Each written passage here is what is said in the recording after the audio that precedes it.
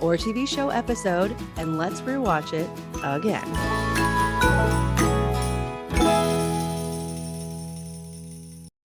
Welcome to Let's Rewatch It Again. I'm Jordan, and there's a monster outside my room. Can I have a glass of water?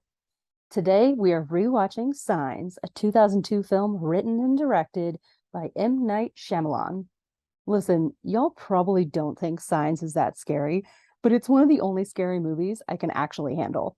I love a good alien film, and this is one of those movies for me that whenever I see it on a streaming platform, I have to watch it again. I can't help it. Signs is a horror film about a widowed reverend living with two kids and his brother on a Pennsylvania farm. One morning, they awake to find mysterious crop circles in their cornfield. Their dogs begin to act strangely, and then crop circles begin peering all over the world. I don't know about y'all, but dogs reacting to strange things happening in the world always gets me so nervous. Dogs always know. They know who the bad people are. They know when something is wrong. Listen to your dog.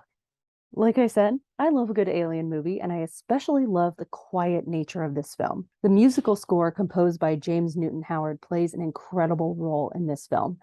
He overloads his lower tones, employing 8 basses, 5 percussionists, and even a tuba. He also uses a string section for short, fast, repetitive figures meant to keep viewers on the edge of their seats. One review described the score as relentless, and I have to agree. The tension never lets up in the story or in the music, creating an emotional exhaustion for the viewer. A lot of times when I rewatch a movie or a TV show, I watch in sections, just going about my day or days, taking in about 20 to 40-minute sessions of rewatch. Not this movie. Signs forces me to settle in and grip the remote for the entire hour and 56 minutes. Just after the DVD is inserted into the player, and immediately after the Touchstone logo, a dark, fuzzy image appears in black and white very quickly. It's a still from the movie, with Meryl, Morgan, and Bo sitting on the couch with aluminum hats on their heads. The picture is shown even faster when you hit play. I mean, it's such like a small thing, but because of streaming platforms, we've totally forgotten the beauty and nuance of DVD menu screens. And yes, I definitely still use DVDs. Just every once in a while, I throw the DVD in. I'm sorry, sometimes it's just a little bit better than trying to watch on Netflix or Hulu or whatever else you've got going on. All right, let's go ahead and get into this movie proper. I am so ready for the spooky vibes. I'm a little nervous, but I always feel like that when I watch Signs. I always just get a little bit on edge. Our beginning credits start with so much panicked score, like the booming bass, the anxiety of the string instruments, all of it is so intense. And we've got like this blue screen with like a tunnel vision of black against all of the actors' names, our directors, our musical score, our casting, and it's all very panicked. And then it just cuts off. We see a quiet morning of a backyard through a window. So we're looking through like a bedroom window at a very still playground, picnic table, and there is no score here. Everything is quiet. It feels like the moment just before you wake up when the house is too silent and something is wrong. Our main character, the Reverend, startles awake with a sharp inhale through the nose, and all we see is him sit up and come into the camera lens with a profile right up close to his face, as if we are sitting in bed with him, panicked. The morning continues quietly as he goes out into the hallway and then into the bathroom, and we can hear his feet creaking across his wood floor, really showing us this whole farmhouse motif we've got going on here. And here's the thing, if you do not live in the woods or anything like that, you probably don't know that crickets are kind of like the alarms of the forest. Like, they quiet when someone approaches or when something approaches, like an animal or like a predator of some sort, because to crickets, everything is a predator. Come on. But it's just one of those things that, like, when the crickets go quiet, something is happening. We get a really cool angle from the hallway into what seems to be an empty bathroom. We can't see Graham, Mel Gibson, in the bathroom, but we do see on the wall is an outline of a cross. Wooden cross used to be hanging, and it's outlined in like black charcoal almost, as if it was never moved before someone took it away completely. I love that. Like, it wasn't even moved to be cleaned properly. Like, no one touched this. It was a part of the home. And then we hear a distant childhood scream. Graham steps into the view of the camera, toothbrush in mouth, still in pajamas, and immediately runs down the stairs out to the yard. And then we get a shot of Merrill laying in his bed, and we hear the scream again, and he actually tumbles directly out of bed. Graham runs outside, and his brother Merrill joins him, and they're like, I heard it. And then they hear both children, Bo and Morgan, crying out for Dad, Merrill. And they start running through the cornfields. I want to reiterate again how silent everything is around them. There's no wind, the crickets are gone, there's no birds chirping, the score is completely silent. We are only hearing the panicked breathing and the rush of the leaves as they're running through the corn stalks. Then we get down an open row between the stalks of corn. That's basically where you would walk to collect things and work on stuff.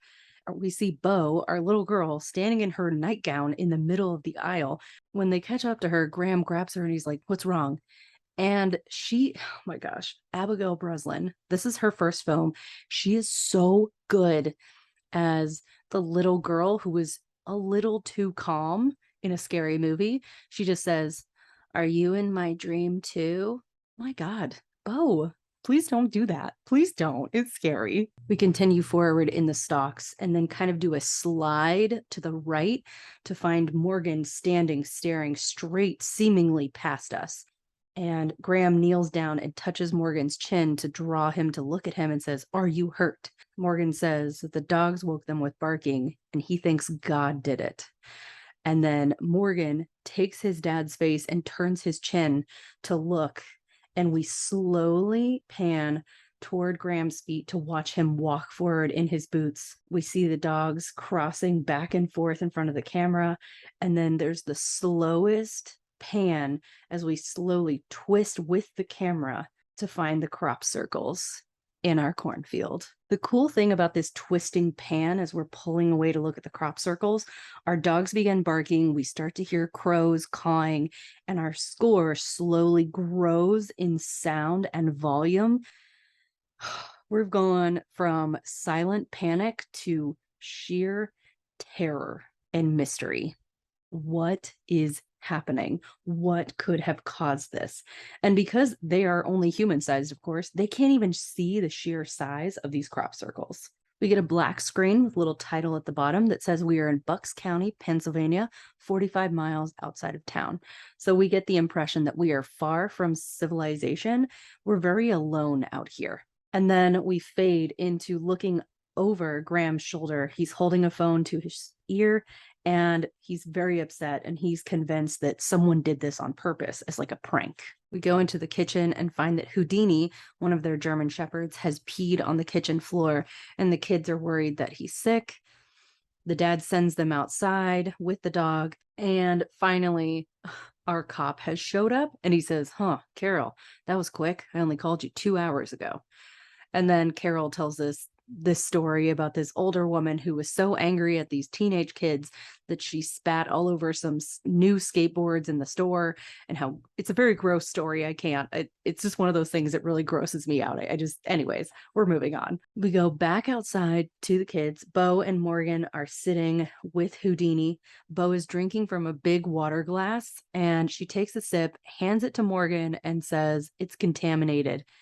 And he's like, you don't even know what that word means. He takes a sip, says it's fine, and then he pours it into the dog bowl. Now, unfortunately, Bo moves the dog bowl closer to Houdini and he growls at her and barks. Bo starts to stand up and Morgan is like, don't run, Bo. And I just have to say that both of these kids are so good in this horror film.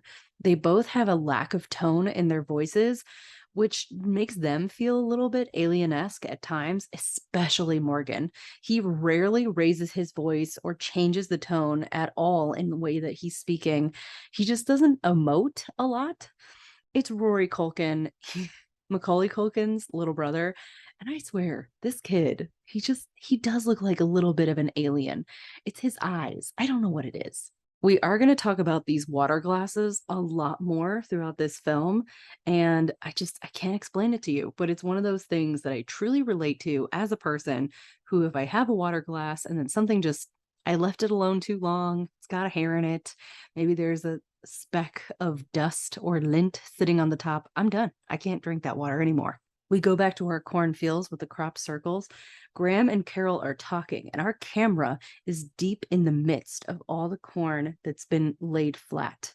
And they're discussing that the corn itself is bent, but not broken, and how it doesn't make any sense because a machine really couldn't have done this to flatten everything, but not actually destroy the plant. Then Carol begins to tell Graham that a bunch of the animals in the county have been acting funny, kind of violent, and they discuss that maybe it's a virus, and she keeps calling him father because he was a reverend. And she says that the animals are acting almost as if there's a predator around, peeing on themselves and just being aggressive. He slowly stands up and walks away toward the camera because now we're behind them. And again, we feel like our main character is looking just past us, standing very close. And he says, "Please stop calling me father." And she says, "What's wrong?" And then he says to her, "I can't hear my children." Such a parental instinct. If they go quiet, something is wrong. A lot of this movie is in the perspective of Graham. So a lot of times we will feel as though we are looking through his eyes as the camera. And this is one of those moments where we actually walk with him as if he is the one holding the camera to let us view through his eyes. So we've got this like shaky effect going on as he hurries toward Morgan, who's on the ground with Houdini, who is no longer alive. And Morgan is crying and holding his inhaler. And he says that Houdini fell on him and he was trying to kill Bo and he didn't know what else to do. And then he takes a huge inhale from his inhaler. This movie is set up so incredibly well. I just have to say that we are seeing all the dynamics of these characters. We're seeing that Merrill is treated as a secondary father figure already, that he runs to the aid of the kids. We're seeing that Morgan, first of all, has asthma and that he's very protective and almost like a third father figure over Bo, his younger sister. He's very protective of her and he seems to care for her in a way that brothers at that age especially don't always. There's no true sibling dynamic here. The kids don't really seem to act like children. They almost seem to act like small adults. They take care of themselves. Morgan was even moving the chicken around on the grill, saying that his dad is going to burn it. It's just interesting that they have taken on these different roles as children. And then, of course, he was so protective that he ended up hurting his own dog. Oh, I can't. Honestly, the death of an animal, especially a pet, loses a star for me in movies. It's really hard for me. I cannot handle that. Graham takes Morgan's hand and leads him away from the dog and tries to touch his shoulder. And Morgan actually pushes his hand away and moves away from him. Just another way that we are setting up that the dynamic between father and very young son is just not great right now. Bo is sitting up in the playground up top in like the little tower, and she's all curled up in a little ball. Graham comes up to her and just pulls her into his arms. She's so tiny. Oh, Meryl comes out of the house with more of their lunch, I'm guessing. And Graham is like, "Where were you? Houdini's sick. Tie Isabel to the back shed and make sure the knot is very tight." And then we get a low camera view looking far away, watching Meryl take away Isabel, the other dog. And then we pan up close to Carol, our cop, pulling the pitchfork out of Houdini. Our transition is wind blowing a small lawn ornament. It's like the sunshine with like little chimes hanging from it, just blowing. We don't hear the chimes, but we see that they are moving. And that in itself is a very eerie way to present that something is not right. We're seeing movement that should have sound connected, but we can't hear it. And then we fade to black, looking at the house at night from the side and up at an angle. I mean, honestly, dang, M Night Shyamalan. This is the way that he directed this film, the odd camera angles, the shaky camera movements, everything is so precise. I mean, I can't even imagine the thought that went into this and just how many things that he would have to redo over and over again to make sure that he gets it exactly the way that he wants. Because, whoa, nothing is done by accident in this film, which is another reason why I wanted to talk about it here. Because, yes, this movie is scary, but there's a reason why it's so scary. We don't need monsters on the screen at every second to feel the panic and anxiety every second of this film. We're looking at the backyard again from the porch. The crickets are chirping, and then they go silent. We get a close-up view of Graham as if we are standing next to the bed looking into our dad's face, and then he startles awake and says, "What's the matter?" Then we get a close-up look at Bo as if we are Graham looking into our little girl's face, and she says, "There's a monster outside my room. Can I have a glass of water?" Now we know that there is a monster outside her room, but Graham says, "What's wrong with the water that's next to your bed?" And she says, "It tastes old." And that is such a childlike answer, but I also super relate to it. He takes her back to the bedroom that she shares with Morgan. He's holding her hand the whole way. He lets go of it to put Morgan back into bed because he was kind of like hanging off the edge. And then he sits down, and then Graham sits down with Bo on her bed and asks her what she's thinking about. And Bo asks him, "Why do you talk to mom when you're by yourself?" And he says, "Makes me feel better." And Bo asks him, "Does she ever answer back?" And he says, "No." And then she says, "She doesn't answer me either." Oh my gosh. One of the coolest things that we're seeing from this little girl is that she feels so much wiser and more mature than her age. I'm going to guess that she's about 5 or 6 years old, and she feels, I don't even know, so much older, like 27. Like just the, maybe that's not even old enough. I don't know. But I just feel like she understands so much more about life and spiritual matters than we give kids credit for most of the time. And you know what? They understand stuff. They do. Graham looks up out through the window, and we get a little zing sound from our score because there is a dark silhouette standing on the opposite roof above where Meryl sleeps, above the garage. We go downstairs and wake Meryl up. He was asleep in the living room. And Meryl is like, "It's up time for a butt whipping." And they are so ready because they think that Lionel Pritchard and his brothers and the Wolfington brothers are here. Apparently, some neighbor kids who cause problems.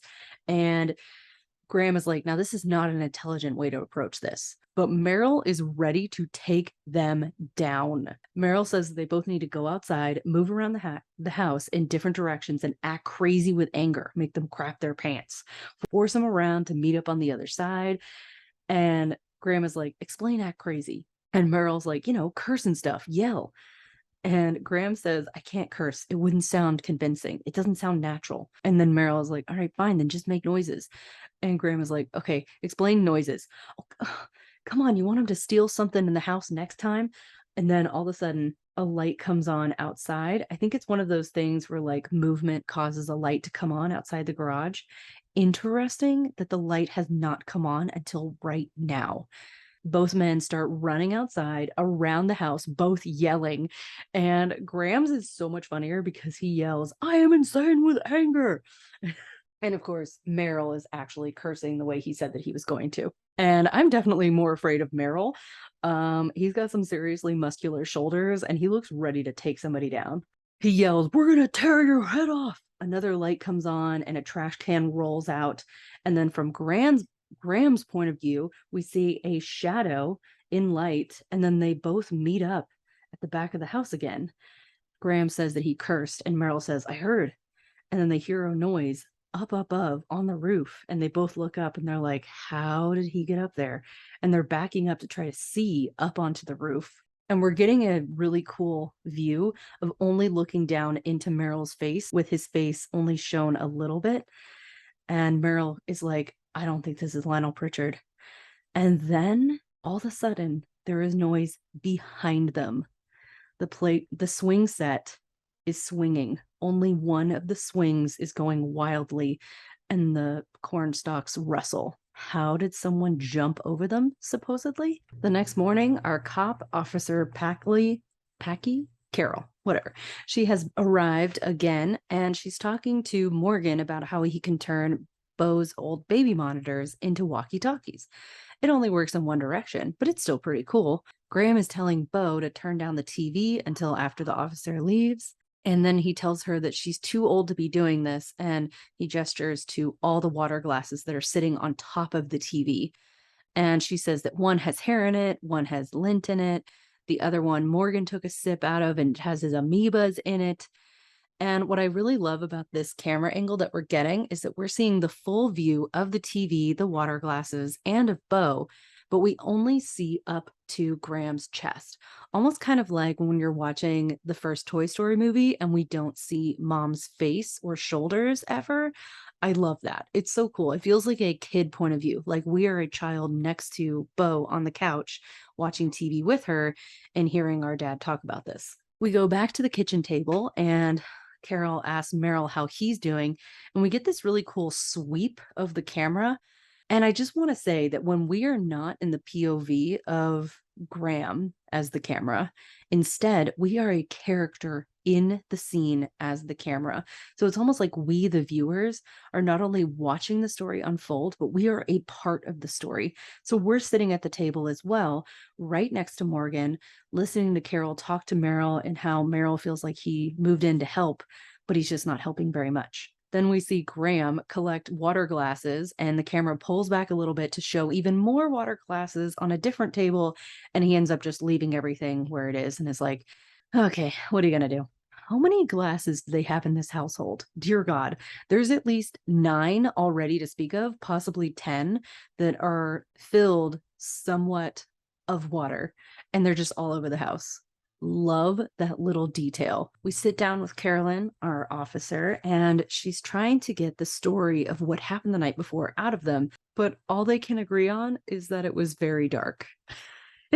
So she's like, okay, were they tall? Yeah, maybe. Then the officer asks, well, what makes you think it wasn't a woman? And Meryl's like, no, this this guy jumped on the roof. Like, I don't know any woman that can do that. Then we get into a gentle argument about Scandinavian Olympians, and Meryl is getting very frustrated, and Graham says, okay, what? And Graham is like, okay, so why are you harping on this? And the officer says that an out-of-town woman came into the drugstore yesterday and was yelling and cursing because they didn't have the cigarettes that she wanted. And the thing that she's trying to focus on is that you don't know who is here, and we don't know why they've been at your home or why these crop circles have all of a sudden showed up. So we really don't know anything besides the fact that it was very dark. And then she asks if they have anyone that could be holding a grudge against them, maybe a church member that's upset that Graham left the church, and they both don't think so.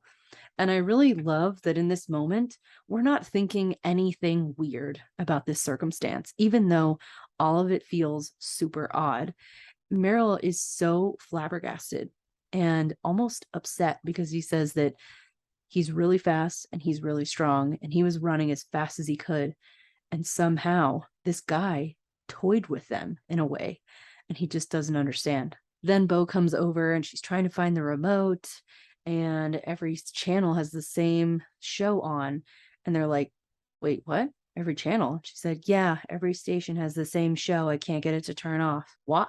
We now are seeing a shot of Bangalore, India, with crop circles. Our news professional explains that in the late 70s, there was lots of crop circles created as a hoax, but that really died out around the time of the 80s after the whole extraterrestrial craze kind of faded out of existence in our pop culture. But this is a resurgence like no one has ever seen. There are hundreds of countries that are reporting crop circles, and not just a few. They show a vague map of India and that there are at least 20 crop circles over the entire country. All of them are toward like the middle part of the country. They're not really close to bigger cities, which is interesting, almost like they're looking for more obscure locations. They show another crop circle in Bangalore, India, and this is like a wheat field sort of situation. So the crops are much lower to the ground. It's very interesting to see it in different types of fields, and that it doesn't really matter what the field is made of, but that a crop circle can be created. We then step outside with the officer and Graham, and she says that she did a little bit of research on what happened with his field and says that 2 or 3 guys could create a design in that size with just ropes and boards in one night. Now, I really long time ago, way before I saw this film, had seen a special about it on TV where these guys were doing this as a hoax, and they basically use like a long board as if it like an older swing set type of board that you would sit on, and it has a rope attached to either end, and you're holding the ropes in your hands. So you stand on the board and pull with your right arm to bring it forward on the right, pull with the left arm to bring it forward on the left. And that's how you move in a slow circular motion to create a design by bending the crops over. Now, like they had said the day before, a machinery would have broken the crops, but someone using a board with just their body weight may have only bent it. But even then, it would make sense that more than one of the stalks would have broken or at least like been damaged. But it doesn't seem like these crops have actually been damaged in any way, just kind of moved around a little bit. Then our officer says that she's going to go get some coffee and try to clear her head a little bit. And it's such a slow way of talking about things of like, yeah, all right, this is all very alarming, but I'm going to go sit at the diner and think about it for a while. There is nothing fast moving about this movie except for the panicked score. Our score has been pretty calm the past several minutes in this film, and I am just waiting for it to ramp up again because, oh my God, it does ramp up at the most inopportune moment, and it just really sets you on edge. God, it's so incredible. We drive into town because the officer recommended that they go into town, kind of take the kids away from all of these thoughts of crazy things happening in the world.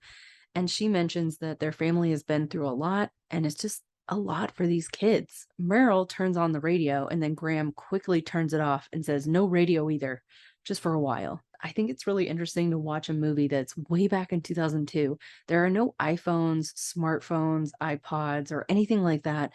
There's no way to be constantly connected to the outside world. If you turn off that radio, you turn off the TV, that's it. You're just in the quiet of your own home, the quiet of your own car. There's no notification bell. There's no flashing screen. There's nothing. You get to kind of separate yourself from what's going on until we get into town. Once we get into town, Morgan and Bo walk off with book money, and Meryl heads off in the opposite direction. Graham tells him 15 minutes and then come back for pizza. We follow Morgan and Bo into a bookstore where the owners of the bookstore are crowded around, the two owners of the bookstore are crowded around a small TV, and the older man is claiming that what they're trying to do with these news stations is sell sodas because he has seen 12 soda commercials this morning. 12! And Morgan asks if they have any books on extraterrestrials. The female bookstore owner says that, oh yeah, we got one in a shipment by mistake, decided to keep it for the city people. And then she directs him to the exact place where the book is, leading us to understand that this town is small. The bookstore is small, so small, in fact, that she knows her inventory down to the shelf and placement on the shelf of each book. I kind of love that. We go into the drugstore with Graham, and Tracy, our pharmacy tech, is asking if she can confess all of her sins to clear her conscience because she's really scared that this is the end of the world. And Graham is just like, oh God, I'm not a reverend anymore. Please don't do this. But she just immediately starts going into it. We cut to a office where Meryl is in a military office, just looking around a little bit. The military officer tells him that he's got it all figured out. And what he's seeing is something called probing, where they send in a few people at a time not to harm anyone, just to seek things out. And Meryl's like, and then what? And the military officer says, so that the rest of them can come and destroy everything. Now, here's the thing. Meryl is like, okay, great, thanks. You got a pamphlet or something? Kind of like, all right, crazy guy. This military officer is correct about what's happening, though. And I love that we're getting this little spoiler of the plot, but seeing it through the perspective of this guy has lost his mind, when really this officer is correct. We are really seeing kind of like scouts with these figures. They're not harming anyone. They're not damaging any property or food, crops, anything like that. They're just kind of covertly checking things out. Then the officer asks Meryl, hey, wait a minute. You played baseball, didn't you? Oh my God, you're Meryl Hess. And that's when we find out that Meryl has 5 world records. He hit a 507-foot hitter over left field. Wow, that sounds insanely far. Dear God. And then a voice in the background says, yeah, he's got another world record too. Strikeout record. Swung that bat every single time. And Meryl turns around and says, hello, Lionel. And this is where we see the actual Lionel Pritchard that they were talking about, who was possibly doing all the stuff at their house. This is definitely not the figure that was at their home. This guy looks like a nothing person. He looks like he literally just walks around making snide comments at other people and just kind of generally doing a whole lot of nothing with his life. No offense, but that's what we're getting from his attitude, his posture, his clothing, the styling, and he's filling out something on a clipboard as if he's going to join the military. And I think it's one of those things where it shows you that even someone who seems like they're not going anywhere in life, at this time when you feel like the world is ending, you're still stepping up. Like, whoa. And then Meryl says that he does have the baseball bat at home that he won that record with, and that it's hanging over the mantle, and that it felt wrong not to swing. And I really love that in a character, that it just felt wrong to not swing at the ball coming toward him. I love that. It says so much about who he is as a person. And then he steps up to Lionel and kind of makes a move like he's going to punch him, and Lionel flinches. Love it. We go to the bookstore again, and Bo says that the water is contaminated in her glass, because of course a bookstore like this would have actual glasses of water. And the female bookstore owner is like, Carl, there's something wrong with our water. And Morgan is like, no, that's just Bo. She has this thing about her drinking water. It's like when people have a tick, except this is not a tick. And the bookstore owner is like, oh, you don't say. Like, it's so fascinating. And we see that Morgan is reading a really big book with lots of tiny font lettering. And the 13th soda commercial comes on, and Carl shouts about it. Oh my goodness. We go back to the drugstore where Tracy is laying all of her confessions out on that stale counter at the pharmacy, and it's just so heartbreaking, but also so inappropriate.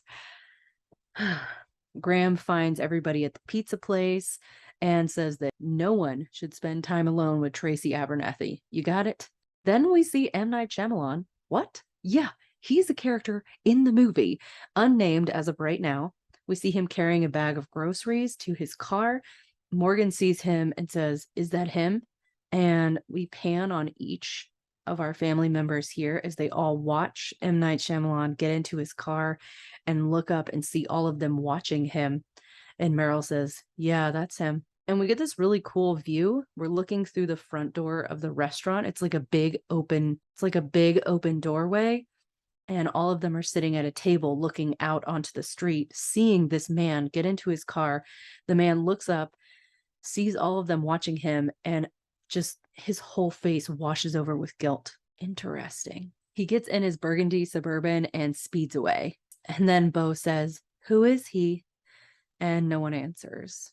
As we pull back up to the house, Morgan's baby monitor starts to make some static type noise. And Morgan is like, it was broken earlier. It wasn't working. What if it's a message from them? And Morgan points upward, because he is fully fallen into this is aliens campground. And you know what? Why wouldn't it be at this point? This is a lot of weird stuff going on here. And also, he bought that extraterrestrials book, so he's definitely in this mindset. They park in front of the house, and Meryl says that it's just a bunch of nerds doing what nerds do best, trying to fool people because they're 30 years old, they got nothing else to do, they just make up codes with their friends, they can't get girlfriends, and this is what they do for fun. And Bo is like, why can't they get girlfriends? Graham insists that the baby monitor is broken, maybe put in some fresh batteries, it'll work a lot better. And Morgan is like, well, what if we lose the signal? He hands the baby monitor to Graham. Graham and Meryl look at each other, and Meryl's like, it's just noise. As they're getting out of the car, the static intensifies to create new noises. And we hear like almost a wail type of waning sound. And Morgan is like, everybody freeze. Do you hear the voices? Not human, though. And he looks up at Meryl and says, you heard the voices, right, Meryl? And we look up at Meryl through the open car window as if we are Morgan. And he doesn't say no or yes, but the look on his face says he definitely heard it. Then we are back inside the car with the camera view looking into Graham's face as he brings his head low up against the baby monitor. And he says, maybe we're just picking up another baby monitor from a neighboring house. I just want to remind everybody, we are far from any other houses. Even if you were picking up another baby monitor, it would have to be in the house right beside yours or maybe across the street. And also, this is an older baby monitor from the late 90s. There's no way it had this kind of reach. There's just no way. Graham reaches across the top of the car to hand the baby monitor to Meryl, and as their hands touch, the static increases and we hear screeching and wailing type sounds from the baby monitor. And Morgan is like, freeze, don't move, we'll lose the signal. And he climbs up the back hatch of the car to the top of the car. And Bo tries to crawl up the hood of the car. Graham jumps on top and helps her get up. And now Meryl is on top of the car with Morgan holding onto his waist as Morgan holds the baby monitor up in the air. And all of the sounds increase as all four of them are now touching hands. And he says, stop. And we hear on the baby monitor what sounds like two voices joining together, going like, and also still the wailing, almost siren type sound with these little like tapping, soft, almost like a bubble type beat. It really does sound like two creatures talking back and forth with some kind of like clicking, popping sounds with their mouths. And then all of a sudden, the static cuts off into just white noise. And it sounds very similar to like when someone hangs up the phone really fast. I'm going to go ahead and give a spoiler warning for the rest of the film because we are getting into the meat of what is going to happen. So if you've never seen Signs before, I'm going to spoil it a little bit. And I'm so sorry, but I mean, come on, you got to go watch this movie. If you've never seen it before, pause right now.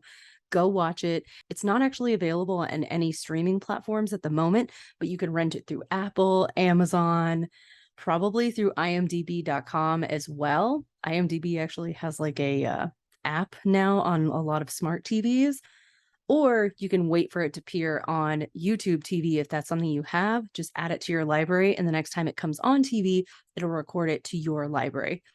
Anyways, if you've never seen it before, I'm about to ruin it. Here we go. I do believe that what they caught on the baby monitor was definitely two aliens having a quote unquote phone message conversation. I firmly believe that one of the scouts was contacting home of some sort, wherever that is, or home base, maybe their ship, something like that. And they were conversing about the things that they have experienced as they have been on our planet. I'm sorry, that's clearly what it's supposed to be. And I would love to know if you think it's something else or what you think they may have been hearing. Maybe two scouts on the planet talking to each other. That could also make a lot of sense. It would be a lower frequency, maybe a little bit closer, but I don't know. Oh my goodness. It's very exciting and terrifying all at the same time. That night, Graham is carrying Isabel's food bowl outside to bring her dinner.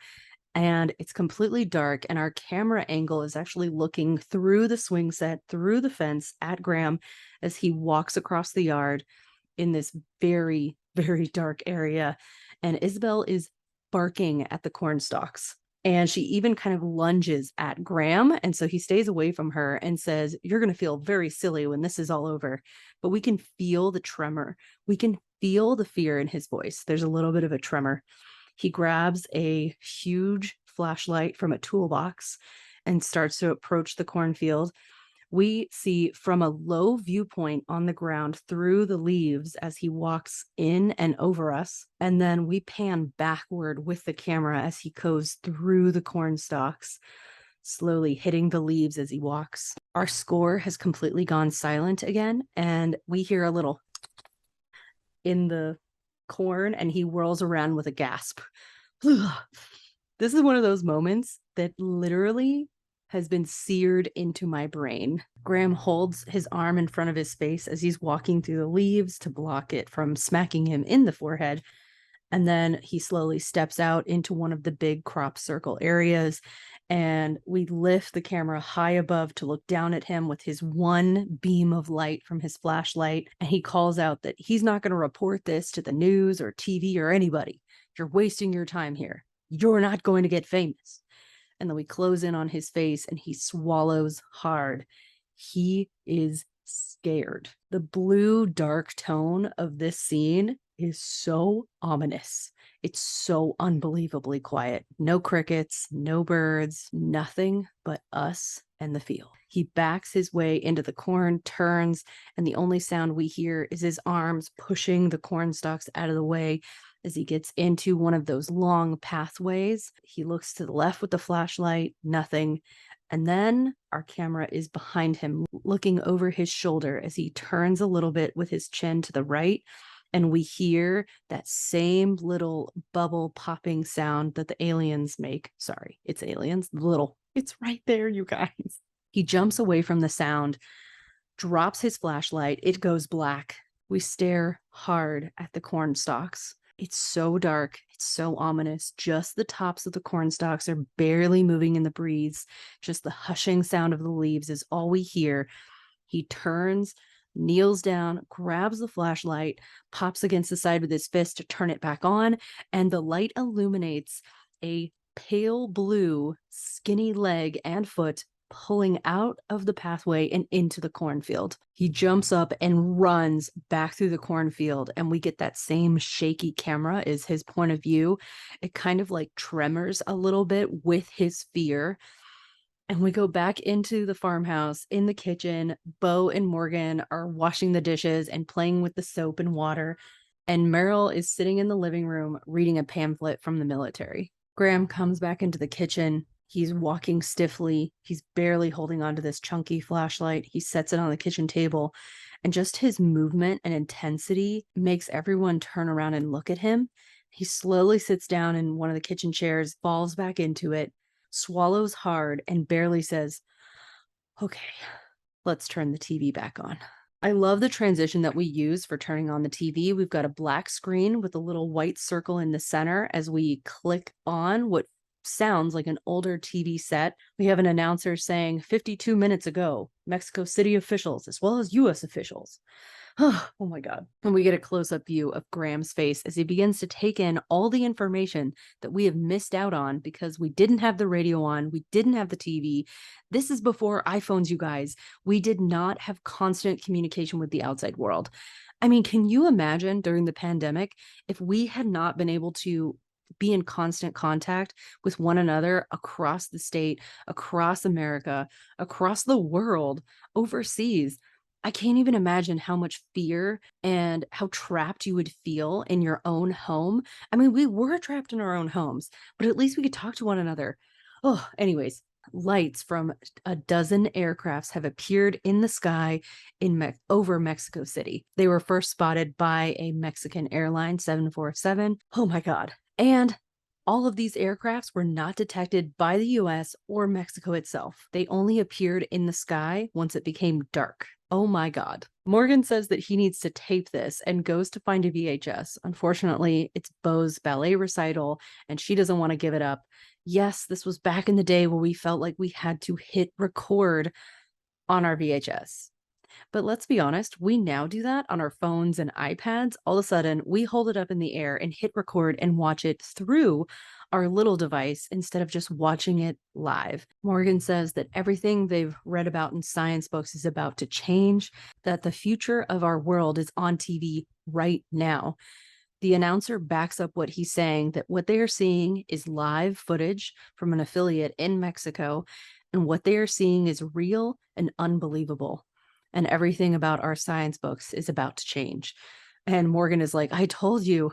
And then we'd see him take a hit off of his inhaler, which I just want to say, as a person who does struggle with asthma, taking your inhaler when you're feeling anxious isn't always the best idea, because it is a stimulant and can actually rocket your heart rate a little bit higher for a time.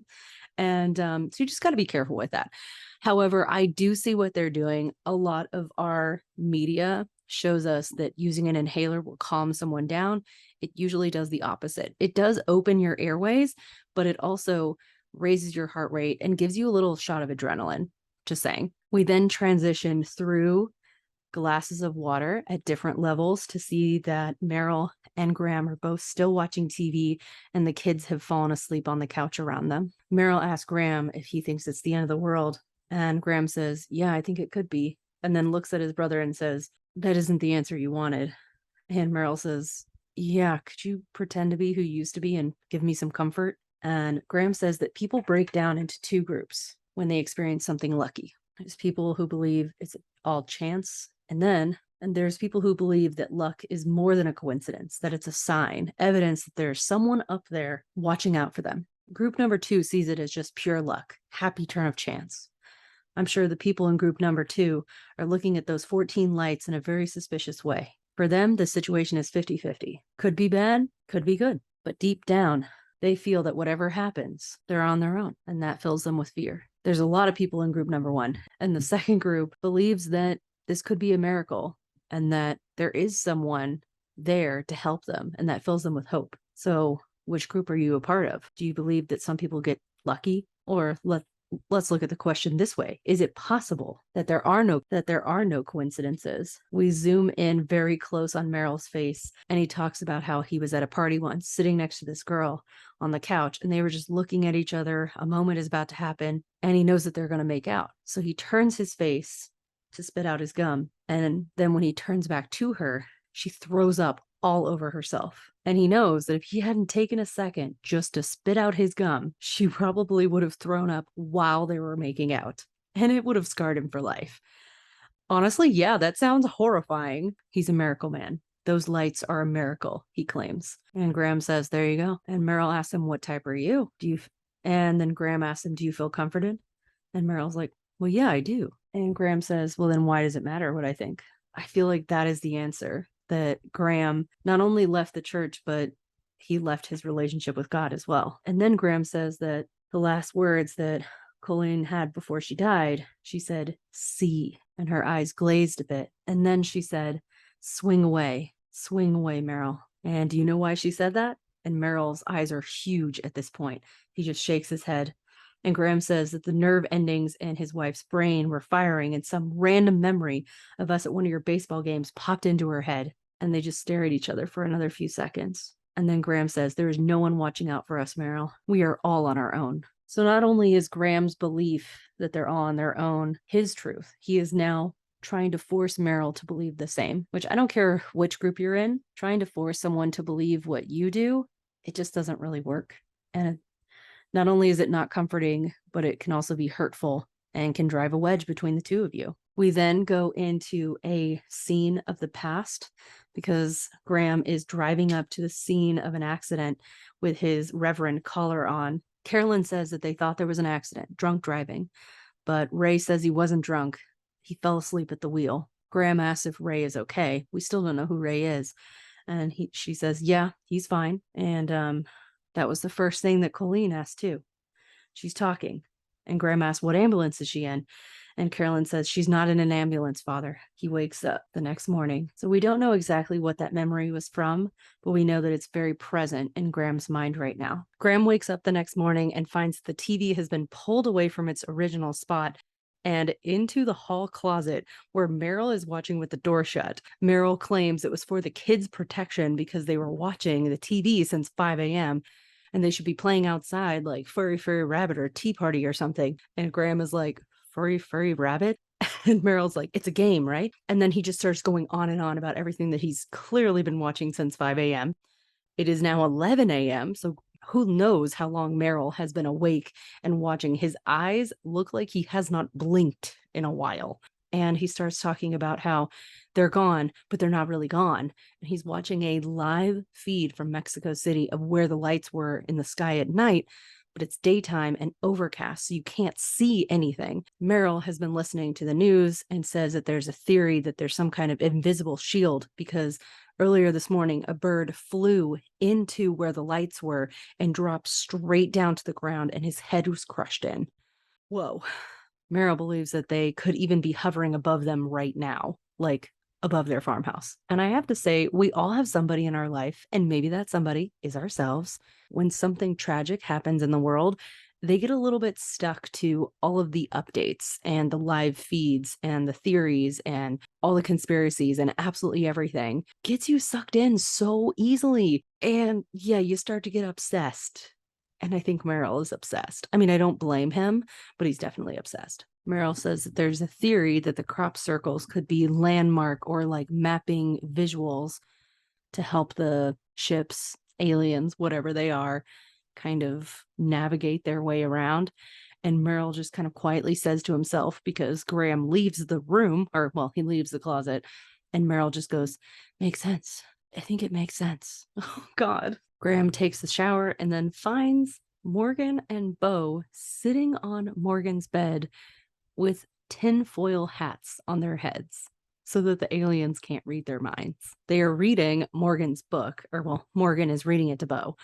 And he explains that the aliens are probably small, like his size, because their brains would develop more if they didn't have to worry about their physical growth.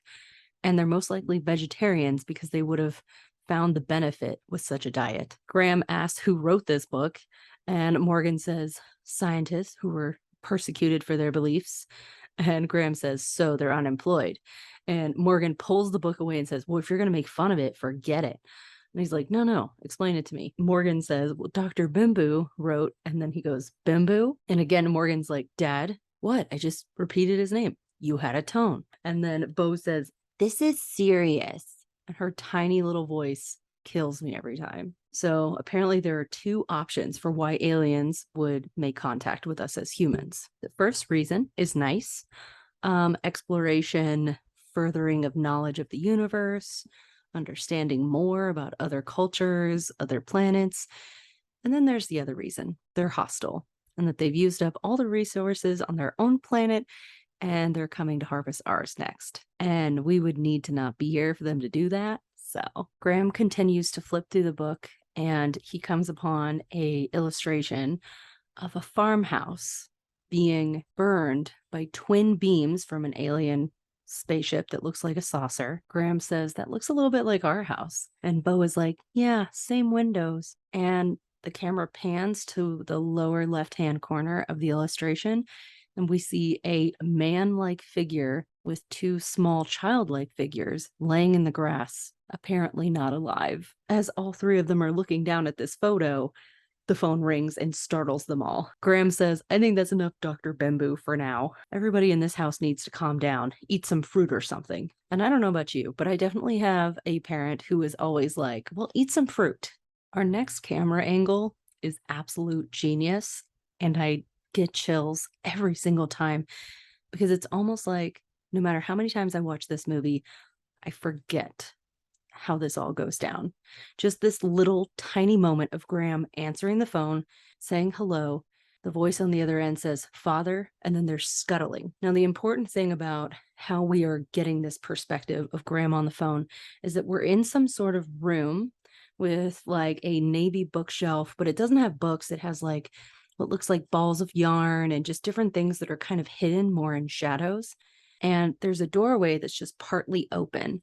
So what we're seeing is Graham far away down the hall on the phone in his robe. He seems to know who the voice is. He looks at us, the camera, through that little bit of open doorway.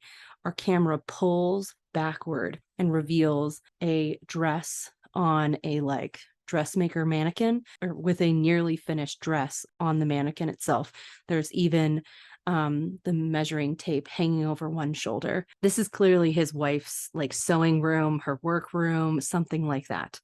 I don't know exactly what his wife did, but clearly she was making this dress when she passed away and never got to finish it. Sorry, spoilers abound here, but this clearly implies that the person who called most likely has something to do with his wife's death. The person on the phone call didn't get to finish what they wanted to say, and Graham's wife clearly did not get to finish this dress or live on with the rest of her life with her children and husband. Graham gets dressed, heads downstairs, and the next camera angle we got, God, I mean, this movie is so unreal. When you really start to look at how it's shot, it's just unbelievable.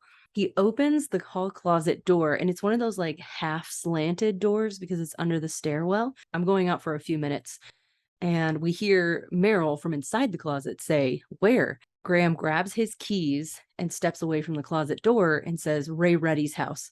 And then Meryl leans the upper half of his body out of the closet and says, "Why?" And Graham answers that he believes that Ray Reddy called here. Okay, what is going on? Who is Ray Reddy? We get a really cool view of the daylight sky with blue and clouds, and Morgan is looking through a telescope, so that's what we're looking at. That's how we're seeing the sky. Man, this movie.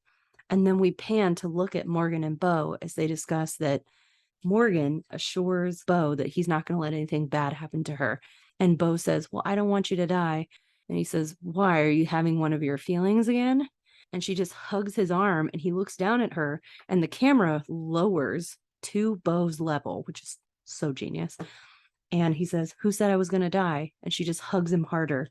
And the coolest thing is that around them is Morgan's bedroom, and his room is decorated to look like the sky. He's got blue wallpaper with clouds and planes, and he has actual planes hanging from his ceiling. There's at least 6 or 7. And I just love the juxtaposition of showing human flight compared to what Morgan was trying to see in the sky, hopefully a spaceship. He was probably pointing his telescope at alien ships above his home, but he's just not able to see them. Graham goes to Ray Reddy's house, and when he goes up to the porch, it seems like no one's there. He knocks on the door, no one answers. He looks through a couple of the front windows and sees that there's been some sort of struggle inside the house, chairs are turned over. And then he turns around and sees Ray sitting off to the side in his burgundy Suburban. So this is the man that we saw outside the pizza place. And he goes up to the car and sees that Ray has everything packed up in his car. And Ray is bleeding on his right side, his lower rib cage above his hip. And he asks him if he's okay. And Ray doesn't really answer. Instead, he says that Graham's phone number was next to his phone, and he's been meaning to call him for 6 months. And then we get the story that Ray fell asleep at the wheel, and he's never done that before and never since. He can't believe that as he was driving, there was no one, no cars, no people, no animals in either direction as far as the eye could see, and how it had to be the 10 or 15 seconds that he closed his eyes and fell asleep at the wheel to hit Graham's wife as she was walking that night, and how it had to be perfect timing, almost like it was meant to be. And as he's telling this story, Graham starts to shake his head "Please don't." And then they're both locked into this moment together. And this kind of mimics what happened at the pharmacy, that girl Tracy trying to kind of unleash all of her sins and guilt and everything. But it was meaningless because it didn't mean anything to Graham. First of all, he's no longer a reverend. He no longer even believes in God. But this little moment between these men that have had so much happen between them, it's so full of meaning. This is honestly, I think, what is supposed to happen when you are confessing your sins. And I don't really think that's something you necessarily need to confess your sins to another person. But yeah, this is what it's supposed to be like, is that you are apologizing and kind of asking for forgiveness. And it doesn't mean that you have to say those exact words, but that's what happens in this moment. Ray even says, "I know I've made you lose your faith, and I'm truly sorry for what I did to you and yours." Wow. I mean, it's so powerful. And then he's starting to leave, and Graham asks him where he's going, and he says, I'm going to the lake. The way I see it, none of the crop circles were near water. I don't think they like water, so that's where I'm going to go. And then he says, don't open my pantry, Father. I lock one of them in it. And then drives away. Like, are you kidding me? We cut back to Meryl, to the most terrifying scene ever. And I am highly regretting watching this at night right now because this is so not how I want to go to sleep tonight, but here we go. I'm not going to lie when I say that this scene literally made me have a panic attack the same night that I watched it the first time when I was 14. So, why do I keep watching this movie over and over for my entire life? I don't know, but I cannot stop. This scene is, of course, iconic. It is the footage of a child's birthday party in Brazil, and we actually get to watch the footage as if we are the cameraman in Brazil. Oh my God. So we've got this shaky camera.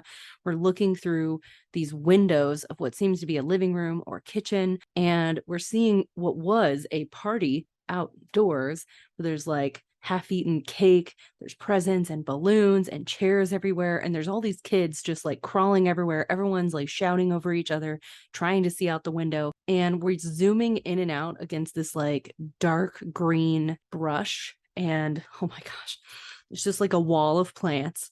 And then we move to a different window, and then we look back at Meryl, who's yelling, "Vamonos, children, move out of the way." So funny because we need that little bit of humor in this moment. And then all the kids are yelling, and we zoom in closer to like a pathway that leads from the wall of greenery to a concrete wall. So there's a little path in between that you can see like cars, like this is a street that we're going to be looking at. And then all of a sudden, a green alien-like figure, hairless, clothingless, walks from the greenery past the open alley to the concrete wall. And when I tell you that at first this alien is crouched halfway down and then rises up and struts in a way like, yeah, what are you going to do about it? I know you're scared. I'm the predator in this situation. When this happens, Meryl jumps back in the closet, hits the clothing behind him. The shock and horror on his face is exactly what we are feeling in this moment. The camera pauses and the news station rewinds it, plays it back, and then pauses on the figure. And Meryl gets even closer. And we get about 2 whole seconds of the alien's form of this like big, broad chest, kind of like spindly arms and legs, but it's all muscle. I almost kind of wonder if like the muscle and bone are one and the same and it's not cartilage the way we're made with. I don't know, but oh my gosh. Oh, good. We're going back to Ray's house because Graham has gone inside and we're seeing kitchen table chairs have been knocked over. This is another one of those scenes that really sticks with you. It's quiet, it's slow, it's almost comical, but you can feel the intensity, the hesitation, and the decision all happen with Graham. So he walks up to the pantry door and he can hear like scuffling around, and there's like a shadow kind of moving back and forth underneath the door. So he says that the police are here. I am with them. I am a police officer. And then he almost starts like, I think, quoting maybe an old cowboy movie or like an old Western show or something like that, where he's like, got the rest of them in the paddy wagon. Don't throw your life away, son. If you give up yourself now, we'll give you the same deal we gave the others. And when he says paddy wagon, he closes his eyes and shakes his head like, my God, what am I saying? Again, we're having a tiny moment of humor amidst all of this fear. And that kind of like, you know, when you shake up a Coke bottle and you tap the side to kind of settle the bubbles, that's what we're doing with this little humor moment here. Also, when you just barely open the lid and do the little out the top, yeah, that's what we're doing with that humor moment. Graham kneels down and tries to look underneath the door, and we get a perspective from the other side of the pantry looking at Graham underneath the door. And there's something scattered on the floor that's out of focus. It could be maybe some rice or shattered glass. It's unclear. And then Graham sits up and sees a big knife that was on the counter to chop vegetables. He grabs the knife, sees his reflection on the knife, and decides to try to see that way. So he tips the knife underneath the pantry door and kind of moves it back and forth, but all he can see are like bottles and cans on the shelf. And then He tries to get low to see more, but he can't really see anything. He puts the knife back on the counter and then starts to walk away and then kind of like shakes himself off like, no, you got to know what's under there. And so he walks back, grabs the knife, lays all the way down on the ground and starts to look under it. He drops the knife as a hand with claws reaches out underneath the door. Graham fumbles for the knife, grabs it, and chops down on the claws. And both Graham and the creature scream. And then we get a shot of about a couple dozen birds swirling in the sky against overcast clouds over a field. And that shriek just echoes through the air. Graham gets home to find Meryl, Bo, and Morgan all sitting on the couch close together, and they've all got the tinfoil hats on. Meryl states that the creatures can change colors, and that's why they couldn't see them that night. And it kind of confirms for us why we were not able to see the creature inside the pantry. And maybe they were camouflaging against all the cans and bottles, and oh my God, we were looking at it, but we didn't know. Graham asks Morgan what the book says if the aliens were hostile. And Morgan says that the book talked about how they would invade using ground tactics, hand-to-hand combat, so that we wouldn't resort to airborne weapons or nuclear weapons. And Graham says, that's ridiculous. How would they know that? What else did it say? I love that so much. Morgan says that there is one of two outcomes of an invasion. That first, they're overcome with our power and they return hundreds, maybe thousands of years later. Meryl's like, I'm sorry, what book is this? And Graham says, I heard a theory that they don't like water, so maybe we'd be safer next to a lake or something. And Morgan says, that sounds made up. Everything that we're talking about here is kind of made up. He asks them what the other outcome is, and Morgan answers they win. Graham tells them that he actually saw one of them at Ray Reddy's house, and he got the distinct feeling that it wanted to harm him. And so he tries to propose the idea that they go to a lake and hoping that they don't like water, or we can stay here and hide out inside their own home. And he kind of feels like they might be overreacting, but he's willing to live with that. And I really think this is an interesting thing, especially after our pandemic time that we've had, is that we always kind of felt like we were over and underreacting at all times. Graham allows them to vote on going to the lake or staying home. Graham and Bo both vote lake. Meryl and Morgan vote home. And then Graham says that his vote counts as two because of Mom. And Morgan cusses at him and says, I don't want to leave home. This is where we lived with Mom. And Grandma's like, that has nothing to do with this. And then Bo says she changed her vote. Then Morgan's like, all right, all in favor of staying at home. And our three all vote to stay at home. And Morgan says, that's 3-2. You lose. I really wonder what would have happened if we had chosen to not stay at home. But I have to say, not staying at home would be incredibly difficult. You're packing up your life. You don't know what's going to happen. Too many unknowns. It's always a good idea to stay at home. Graham says that they need to board up the windows and doors because he thinks that they seem to have trouble with pantry doors. So that should help with something. Also, there are a lot of windows in this house, and it would make me feel better to have things covered up as well. Wind chimes and a fade out transition us to everybody getting ready for that evening. Meryl packs up his stuff in what seems to be a giant pillowcase, and we see him looking out at the fields. We're walking with him as he's looking out there like, where is it? Where are you? The only sound is our wind chimes and all of the plants rustling with the wind, and the wind is really kicking up. Meryl stops, drops his stuff, grabs a rock, and throws it into the cornfield, and we watch him wait to see what happens. Of course, nothing happens right now, but our score slowly fades from the wind chimes into intensity as he goes into the house. We go to a TV screen where our alien spaceship lights have tripled. Morgan is calling Dad and Meryl into the room, and he says that there are now lights over 274 cities.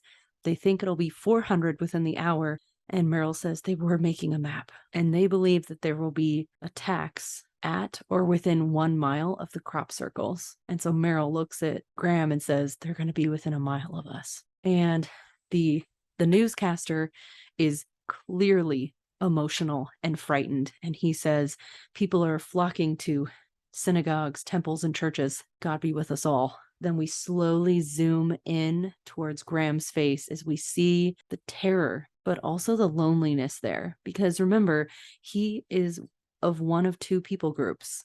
He believes that everything is just luck and chance and that they're completely on their own. And for him, he doesn't believe that God is watching out for him or that this is sign of anything and that all they can do is board up the windows. So he goes back to doing that. They're not able to finish boarding up all the windows because the bedrooms have too many. So they decide they're going to board up the bedroom doors instead. And Graham says they're all going to sleep in the family room and tie up Isabel in the garage after dinner. I don't understand why the dog is being left outside, other than we know that the other dog was upset. So there's that. Meryl says that he's going to make sandwiches, and Bo says that she wants spaghetti. And Meryl's like, no, I need to eat fast, Bo. And then Graham says, spaghetti sounds great. What do you want, Morgan? And Morgan's like, anything? Anything. French toast and mashed potatoes. And then Graham turns to Meryl and says, what about you? And Meryl says that he wants chicken teriyaki. And then Graham smiles and says, I'm going to have a cheeseburger with bacon, extra bacon. These are clearly last meal requests here. I'm not really sure what my last meal request would be. It's all about that feeling in the moment. I kind of feel like some sort of Asian food sounds good to me as well. I'm with Meryl on that, but I also don't know that I could pass up a great pile of chocolate chip banana pancakes with a tall glass of ice cold milk. I know, I like drinking actual cow's milk. Leave me alone. It's just who I am. We are now sitting at the table. Everybody's got their dinner of choice. All of the tools that we use to make dinner, eggshells, all of that is all over the kitchen because why clean up if we're going to die? And they're all sitting there and the kids want to pray because Bo had a bad feeling and she says she had a dream. And Graham is like, we are not praying. He tells them all to eat. And Morgan says, I hate you.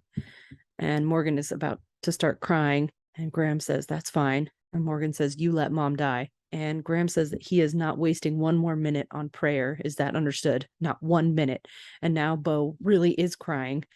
And Graham says they're going to eat this meal and no one is going to stop us from enjoying this meal. So enjoy it. Stop crying. And then Morgan and Meryl are both like, come on, don't yell at her. And then Graham says, since no one else is going to eat, he's going to try some of everything.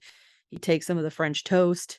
He's got mashed potatoes. He's got spaghetti. And now everyone is crying. He can't even eat because they're all crying so hard. And now Graham is crying too while he's trying to eat his mashed potatoes and bacon. And Morgan gets up and hugs Graham. And then Graham pulls Bo into his arms as well. And then grabs Meryl's shirt and pulls him over. And they're all hugging and crying and holding on to one another. And it's just... And then the baby monitor wakes up because we didn't need one more thing now, did we? Graham goes to the hall closet under the stairs and finds the TV has lost signal. And so he just whispers, it's happening. Him and Meryl start boarding up more of the bedroom doors. And we see Graham look out one of the bedroom windows one last time over the yard. But we're only looking at him. Oh my God. And he just pulls back away from the window. And I just wish that I understood what he was looking at, or if maybe he couldn't see anything and that's even scarier. Both are scary, honestly. There is a theory that if you can keep the viewer from seeing the monster as long as possible, if you can keep the fear of the unknown, that it's scarier than actually seeing the monster. But I like that we've gotten a glimpse of what the alien looks like and that we've actually harmed one but didn't see the rest of it. And I think that kind of enhances our fear that they do exist. This is not all just a hoax. As Meryl and Graham are boarding up the last bedroom window, Graham starts to tell Bo the story of how she was born and how she had the most beautiful eyes and that when she opened them, all the ladies in the room just gasped and they said, oh, she's like an angel. And they said, we've never seen a baby so beautiful. And then, you know what happened? And he gets down on Bo's level and she's wearing a princess dress over her jeans and t-shirt. He tells her that she looked up at him and smiled. And they say babies can't even smile that young, but you smiled. Meryl says that they need to go down now. So Graham picks up Bo and our transition is Meryl putting one last board over where the camera is. So good. As we're going down the stairs, Isabel starts barking outside. Our score goes silent as we hear Isabel continue to bark, and we zoom in on one of the living room walls where we know that there's yard and then Isabel toward the garage, and then her barking becomes whimpering that slowly dies out. Oh my God. We turn back to our family, still by the stairs. Graham is standing with his hands on Bo's shoulders, and Meryl is standing with his hands on Morgan's shoulders, and both men look at each other knowing this is it. This could be it. These aliens could come into this room and they have to do their best. And I definitely wonder, how do you handle things in this situation? You've got two small children. You obviously want to protect them above yourself, but at the same time, you don't want them to see you get harmed and or pass away. So what happens in this situation? I'm not asking, but I definitely hope I never have to discover what I would do or what the best form of action would be. Meryl asks if they should turn out the lights, and Graham says they already know we're here. I want to remind you that our score is completely silent right now. All we're hearing, the soft tinkle of our wind chimes outside, because they're on the porch. They all start to get quiet, and the camera pans from one living room wall to the other as we follow the sound of wind chimes and see shadows move through the slats of boards on the windows. And then we hear a bang from the back door, and then another one from the front door. So they have us surrounded. Morgan whispers, "Dad," and Graham slowly moves to kneel on the floor, holding onto Morgan's shoulders, looking into his eyes. And he begins to tell Morgan the story of how he was born and how, as soon as he was born, his mom started bleeding. And so they took him away really quickly. But all she did was ask about him. And when she was finally feeling better, they brought Morgan into the room, put him in her arms, and they just stared at each other for the longest time. And then she said, "Hello, Morgan. I'm your mama. I've dreamed about you my entire life. You look just like I thought you would." Morgan is crying. I'm crying because I have to say, as someone who does want to be a mother someday, I am not a baby person. I don't dream about these moments. But because of this scene, I have often thought to myself, I wonder what that moment hopefully will be like for me if I get to have it. I really don't know what the future holds for me, but I do think there's a possibility that I will have a child somehow. And I can't wait to say those words to them. We then hear a crash upstairs because they are not only on the roof, but they're in the house. And now we can hear furniture moving around upstairs. Meryl takes a step up the stairs, looks up, and says, "The attic door." And we see an attic door on the underside of the ceiling that leads up into the attic. It's like one of those doors that pulls down, and they totally forgot to board it up. And I have to say, I would not have thought of this either. Oh my gosh. I always forget that's how they get in, at least from above. It's chilling. Then we pan to the kids who are both staring at the front door. We turn to look with them as a blue clawed hand reaches underneath the front door and its claws like grip the wood. We run back into the kitchen, slam another door, and now we're in the basement. Morgan is upset because they don't have their tinfoiled hats to protect their minds. And Graham is like, "You're scaring your sister." And Bo says that she's already scared. They slam the basement door, and we can hear little taps and scuttles on the other side. And Graham is like, "Do we have anything to wedge up against the doorknob?" And Meryl is searching. Graham lets go of the doorknob and has both hands against the door. And then we zoom in on the doorknob itself as it twists back and forth. Graham grabs onto the doorknob, and then we look into his face and kind of shake with the camera as he shakes against the door. And then we see something change, and he says, "I'm not ready." This is the moment where we go from accepting that this is the last night of our lives, that the world is over, to I am fighting this. We are not losing. I'm not losing my kids. I'm not losing my life. I'm not losing Meryl. And then Meryl says that he got it. He grabs an axe from a top shelf, whips it around, and unfortunately breaks the single light bulb that we had. Everything goes dark, and Bo screams, "Dad!" And then we've got all this tumbling around happening now. Our score is playing lower tones, and we hear scuttling around in the basement. We don't know what's happening. The screen is completely black. And then Morgan turns on a flashlight. It's only shining on his own face until he points it at the basement door, where we see that Graham and Meryl are pressing their entire bodies against the door with the axe lodged up underneath the doorknob. Graham asks where Bo is, and we find her leaning against a shelf. She says she's okay. We continue to look around the basement with just the one flashlight. Meryl finds a radio, twists the knob, but there's only the softest amount of static. And he whispers, "What's happening out there?" And Graham says that he can't even imagine. And then Morgan says, "Hopefully better than we are. We don't even have our hats." And it's just like, Morgan, If you only knew. This is so much more serious than you realize. And then we hear a loud bang against the basement door. We discover that they are not actually trying to get in through the basement door anymore. They're just making noises on the other side, trying to distract them. And Graham is like, why would they do that? Morgan says that in the book, said that they're probably good problem solvers and that they'll find a way in. Graham says to give him the flashlight, and we get this really cool camera angle from the basement floor, which is just covered in dirt. It's very silty and dusty.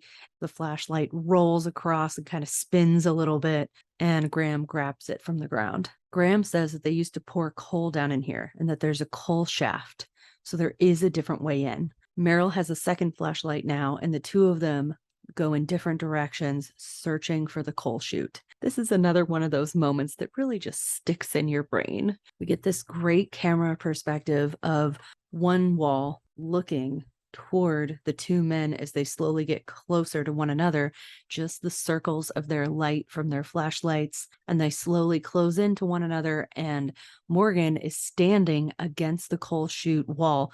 It's kind of like a grid type of cage of metal, and there's something not quite right beside his left shoulder, and as Morgan says, "What?" a hand moves and grabs for his neck. Then our camera changes to a dropped flashlight on the ground. So we're just looking at the flashlight as we hear the struggle, the yelling, the screeches, the crying out. Someone kicks our flashlight, it goes spinning and then stays right on the bottom half of Beau's princess skirt, the silky blue shiny material. She takes a whole second before she steps forward, picks up the flashlight, and then points it at Meryl, who is packing giant bags of cornmeal against the coal chute. He collapses to the ground, sees a can of chili on the floor, grabs it, and adds it to the top of the pile. Again, we're releasing just 8% of our tension right here with that little bit of movement. We still don't know what's wrong with Morgan, but we're just releasing that little bit of from the intensity in our chest. Meryl picks up his flashlight and slowly pans it around the room until he finds Graham and Morgan. Graham is sitting against a wooden post with Morgan in his lap, and Morgan is breathing so hard that his chest is arcing up and back down. And Graham says, "We don't have his medicine." And we see the reality that the aliens may not kill Morgan. Morgan may not make it because of his asthma. His own lungs could be his undoing right now. From the panic in that moment, his bronchial tubes are closing. Morgan's hands are gripping Graham's jeans so hard, I can feel it. I can feel the thick denim in my palms against my skin, holding me, keeping me alive, keeping me searching for that next breath. We pan to Morgan and she says, "I dreamed this." She climbs into Meryl's lap and her whole face is crumpling. We go back to Graham and he's trying to calm Morgan by saying, "Breathe like me. Feel my chest as it moves. It'll pass. Be strong. It'll pass. Hold on to me." His hand is covering Morgan's chest. He's giving space for Morgan's chest to move, of course, but it's a light, comforting hand. His other hand is gripping Morgan's shoulder. We zoom into Graham's hand gripping Morgan's left shoulder, his hand moving with his chest, Morgan's hand gripping the denim jeans. And now Graham is no longer talking to Morgan, but to God. He says, "I hate you. Don't do this to me again. I hate you." And now he's talking to Morgan again. And as we talk to Morgan, telling him to believe it's going to pass, air is coming. We then zoom in on Meryl's face as he mouths the same words that Graham is speaking, because I believe that Meryl is actually praying, almost trying to project his belief onto Graham as if he can somehow like siphon it to him with his will. We then zoom in again to Morgan's hand clutching Graham's pants, and slowly his hand relaxes. Graham continues to breathe deep and says, "Feel my lungs. Our lungs are the same. The air is coming in and going out. The air is coming. The air is there." And then he just keeps saying, "We're the same. We're the same. Feel my chest." And the score is more of a soothing tone now, giving us a little bit of knowledge that Morgan is not dying, but healing in this moment. He is beginning to breathe. His lungs are opening. Meryl says that they should save the flashlights, and we quietly turn each one off. We fade to black, and then we've got ambulance lights with a cop standing in the middle of the road, waving at Graham. And then we see Carolyn explaining to Graham that the truck severed his wife in half and that she's pinned against the car. Her body is pinned in such a way that it's alive when it shouldn't be alive. And the truck is holding her together. Carolyn explains that she doesn't feel anything. She's talking like everything is normal, but as soon as they pull the truck away, that's it. So you can be with her as long as she's awake, but that won't be very long. Graham asks her, "Is this the last time I'm going to talk to my wife?" And Carolyn says, "Yes, it is." Now, remember, we're looking back at a memory. We're seeing Graham walk past cop cars. We're seeing him walk past Ray Reddy sitting on the ground, completely crumpled up, devastated by what has happened. We awake with Graham out of the memory. Meryl says that he found some light bulbs, and we hear that the radio is working and that some guy is saying that some family was poisoned and a man was dragged away, and that he believes that the aliens didn't come for the planet. They came for us. They came to grab us and harvest us. Okay. Meryl says that the aliens are leaving, that something must have scared them off, but they're definitely leaving. So now we have confidence that maybe everything's going to be okay. Maybe we made it through the worst of it. Because we've been sleeping for almost 12 hours. So we've been down in the basement. It's now daylight outside, but we don't know what's going on upstairs yet. Meryl asks Graham, "You didn't think we'd make it through the night, did you?" And then Graham just kind of shakes his head. And Meryl tells him, "Listen, there's a lot of things I can take and a couple things I can't. One of them I can't take is when my older brother, who's everything I want to be, starts losing faith in things. I saw your eyes last night. I don't ever want to see your eyes like that again. Okay? I'm serious." And Graham slowly nods. And I have to say, as an older sibling, I do understand this moment that there are times when you have to step up and not show that you're afraid just so that other people can feel okay. But my siblings are really close in age to me, so we trade off who is the bravest in that moment. And you know what? It's okay. We pan to see that Morgan is asleep on the floor, and they're worried that if he has another asthma attack, that he may not be strong enough to make it through another one, and that they really need to open that door and get his medicine from the other side. Graham picks up the baby monitor from Morgan's pocket, turns it on, and we only hear soft static, and both men agree that that's good enough for them. Meryl opens the door and slowly walks up the stairs, and we see up above a window that has stars and moon shapes cut out, and so sunlight is shining through. And I have to say that for some reason, the first several times I saw this movie, I had forgotten that those shapes were already there, and I thought that the aliens had somehow done that. I know it's just theming that they did for this movie to create more interesting, like, space type feeling, but I definitely thought the aliens had somehow made those shapes in the window. I know it's a little bit silly, but I did think that. Graham tells Meryl to get the epinephrine shot as well as the asthma medicine, and to make sure that the inhaler is there because he's had a true attack and we have to be really careful. We walk through the house.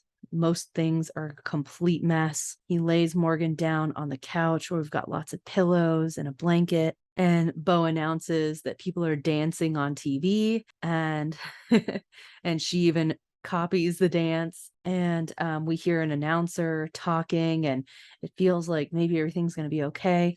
Graham gets up and says, "Do you want me to bring the TV in here?" And Morgan is kind of awake, and he says, "Yeah." We hear the announcer say 3 small cities have found a way to defeat them. And then Graham turns off the TV for some reason to pull it around. And as he's pulling it, we can kind of like see a reflection. And then, boom. This is the moment that scarred me for so long. This is the moment that gave me nightmares, and just one of those things that you just can't not see when you're trying to fall asleep at night. Dear God. We see on the black reflection of the screen a alien silhouette holding Morgan in his arms, or their arms, its arms, whatever. And we can also see the reflection of Graham seeing this is happening behind him. Meryl comes into the room. He's holding syringes and medicine. He drops it all. We look at the alien who is holding Morgan draped in one arm, and we zoom in on the hand that is holding Morgan's ribs, and 2 fingers are chopped away.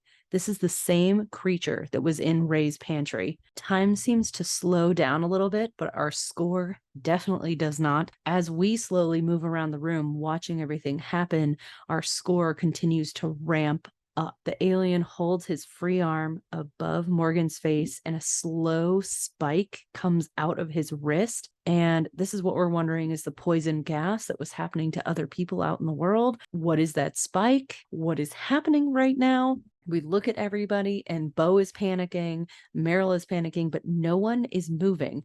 We don't know how to proceed. And then we go back into the memory of what was happening to Graham's wife. We don't know why we keep going back to this memory, but here we are. Our score cuts off, and we see Graham kneeling beside his wife. Her body is laid over the hood of the car, and she's just talking. She says, "I was just taking a walk after dinner. I love walks. It was meant to be." And Graham asked her, "Does it hurt?" She said, "I don't feel much." And he's trying not to cry, trying to hold it together for her. He reaches out for her hand, and we finally look into her face. And she says, "Tell Morgan to play games.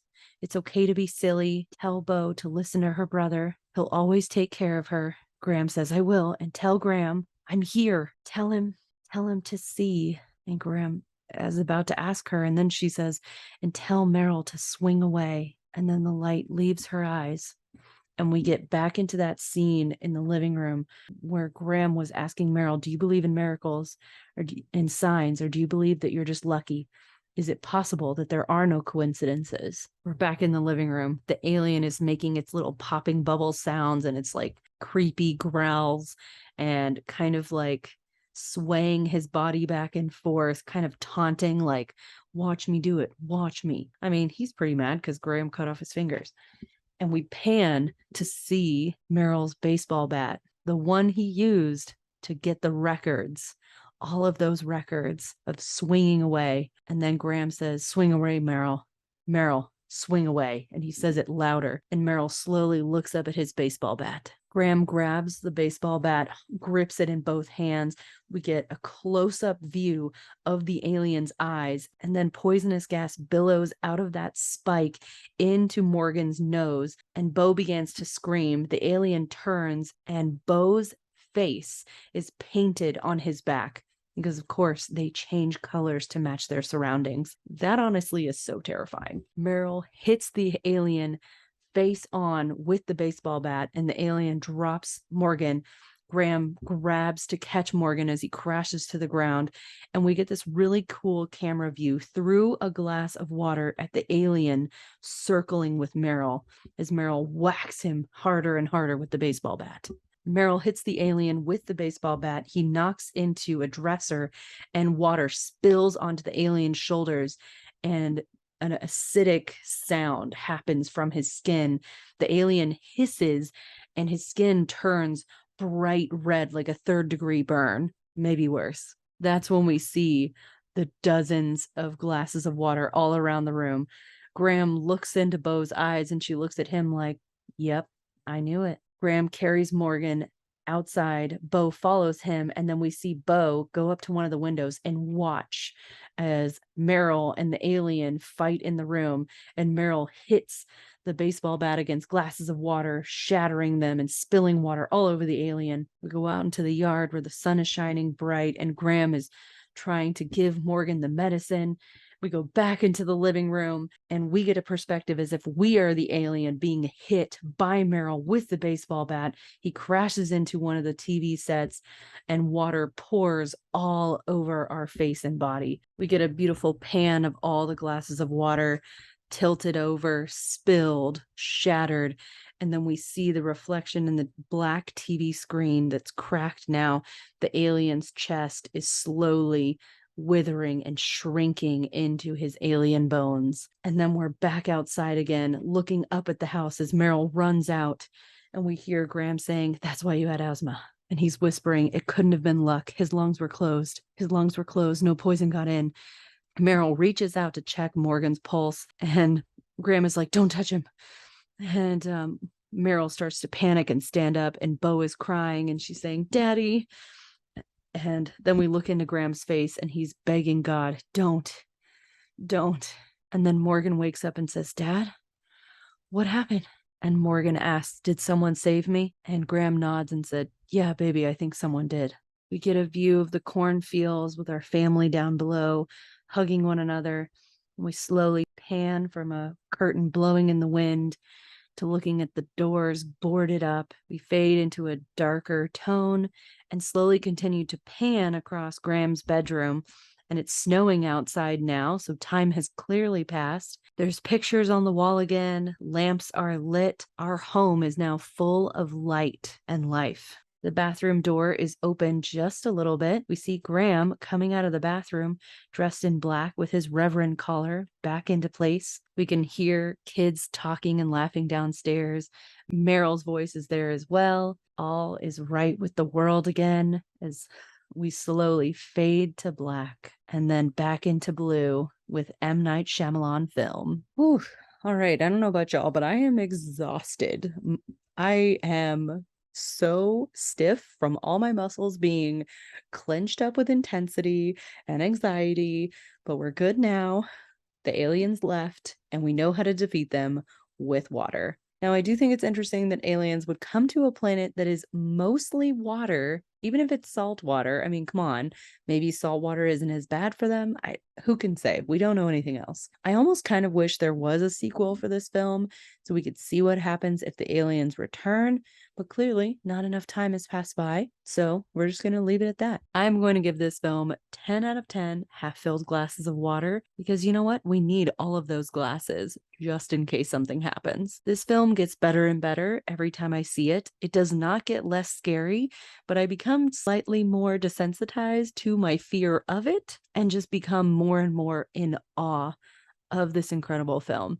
I do want to see more of M. Night Shyamalan's films, but I'm a very scaredy cat of a person, so y'all need to let me know what you think I could probably handle. I really want to see The Village, but I'm absolutely terrified. And I feel like The Sixth Sense has been completely spoiled, so I don't even know if it'll be good, but I probably need to seek it out. I hope you have enjoyed this episode of Let's Rewatch It Again.